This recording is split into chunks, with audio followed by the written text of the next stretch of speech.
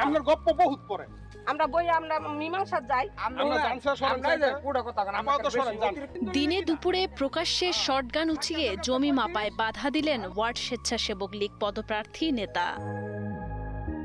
গাজীপুর মহানগরের দেশিপাড়া এলাকার ১৯ নং ওয়ার্ডের স্বেচ্ছাসেবক লীগের সভাপতি প্রার্থী রাশেদুজ্জামান মাসুমের বিরুদ্ধে প্রকাশ্যে শটগান উঁচিয়ে প্রতিপক্ষকে জমির খুঁটি তুলে ফেলার জন্য হুমকি দেওয়ার অভিযোগ করেছেন ভুক্তভোগী হারুনুর রশিদ। শটগান নিয়ে আমার বুকে ধরছে, আমার মাথায় ধরছে গুলি করার জন্য, আবার পায়ে ধরছে, হ্যামার নিয়ে এসেছিল, হ্যামার আমরা নিয়ে এসে এটা নিয়ে আমার মাথায় বাড়ি দিতে নিয়েছিল।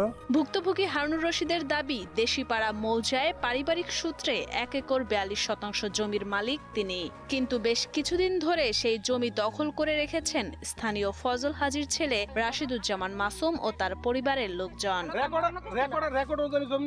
এর আগে স্থানীয়ভাবে সালিশ মীমাংসার চেষ্টা করলেও